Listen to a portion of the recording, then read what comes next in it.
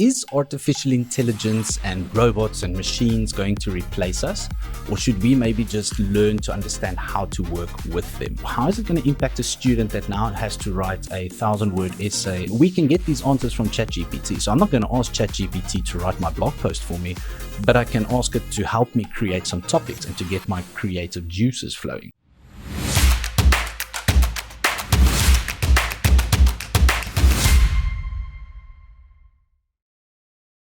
Is artificial intelligence and robots and machines going to replace us? Or should we maybe just learn to understand how to work with them? And that's kind of what I want to touch on today. So a shout out to Jana, who works with us at Aiden Media.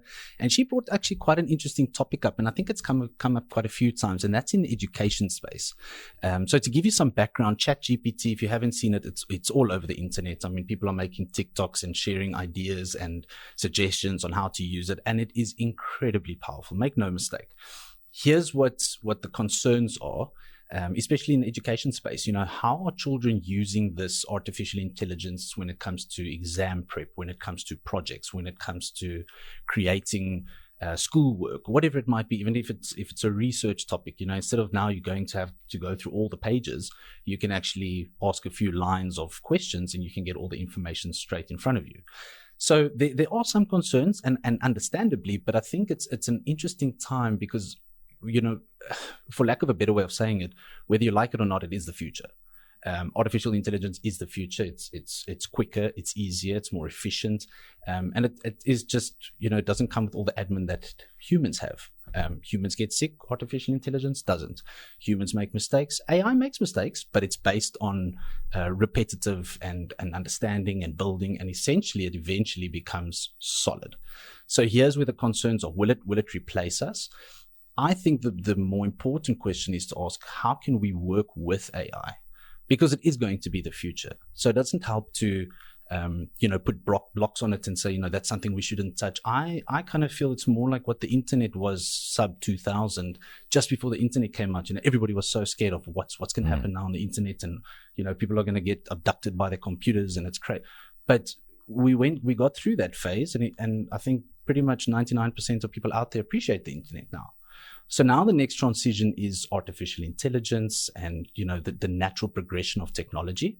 How is that going to affect our daily lives, and how can we use it to enhance our daily lives? Richard, last week, just after our chat, you went on my computer and you showed me what ChatGPT is all about. And you asked it to write the intro to a book. Right. And the book is about... you lost your pet. What was it? Can't remember. Pet pencil, for instance. Right. And this artificial or this ChatGPT app just started to write. It wrote you the whole intro to this book. That's it. And also you asked him to write the ending. Correct. And he did that. Correct. Nou, dink nou 'n bietjie aan as die ouens nou opstelle moet skryf op skool. Dis hy. They're going to ask ChatGPT. En hy gaan vir hulle klaar hy dink aan skryf. Nou nie miskien met die eksamen nie, but I mean beforehand they can practice and let ChatGPT write something for them, and from that they'll learn how to do it themselves. So it's going to help them. Exactly, and that's where I'm tending towards trying to help people understand what ChatGPT can do. Yes, it can be used for the wrong purposes, but then again, so can anything. Really. So, how are we going to use this moving forward? How is it going to affect us using it? And as you've rightfully said, how is it going to impact a student that now has to write a 1,000-word essay about his life inside a ping pong ball as punishment for something? And I bring it up because I had to write an essay once about my life inside a ping pong ball. Wow. Yes, and I did it. So, but that's not the point. The point here is you can ask ChatGPT to create these things. And to give you an idea, it can write a whole book. An unlimited amount of pages in a book. It can write a song. It can write blog posts. It can write emails. It can write anything. But can it tell me how to repair my fridge? Absolutely. It can give you instructions. So you need to understand that its intelligence comes from everything that we've been feeding it. And when I say it, it's the internet. It uses the internet and certain resources on the internet to cross-check its information, etc. And then there's obviously very advanced learning and language models that get built into it so that it can understand grammar and all these different aspects, because it answers you in natural language. It's not, line for line, just answer. It's got context, it's got commas, it's got exclamation marks, all the punctuation is there.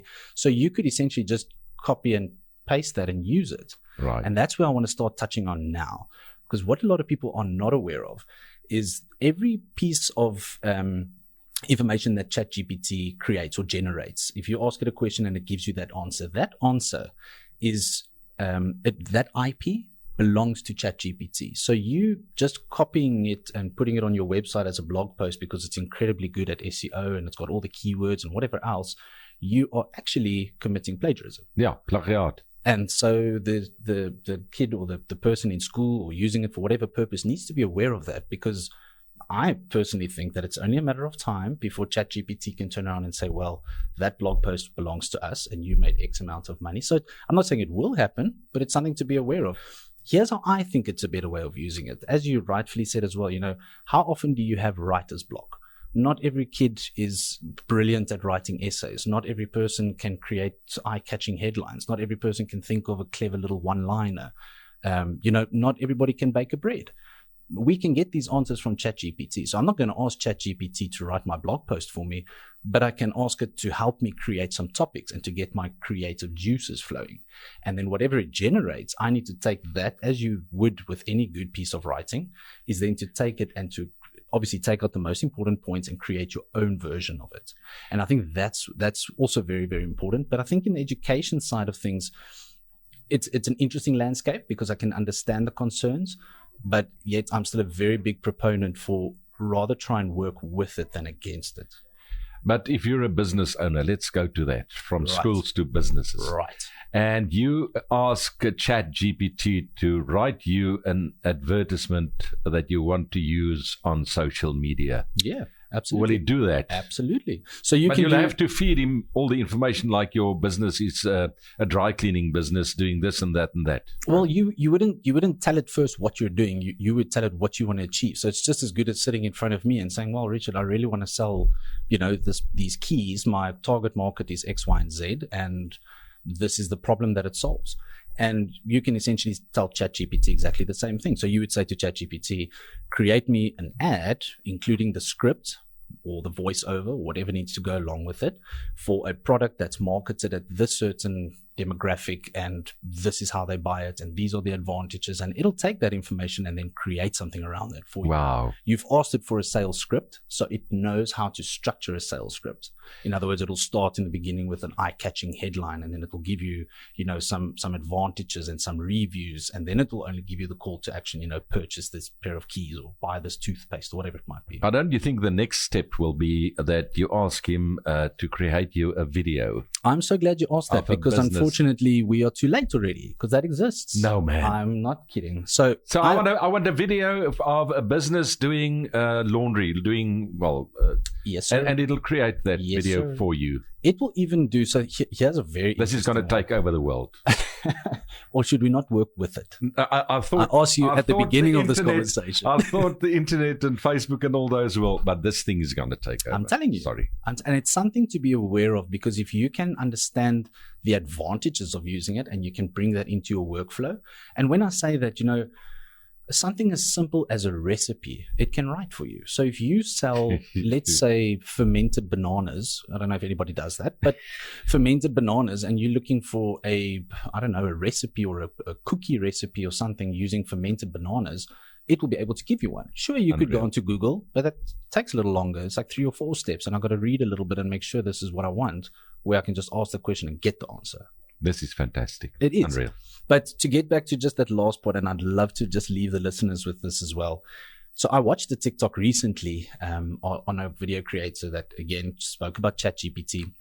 And what he did is he created a whole video with a person presenting the message.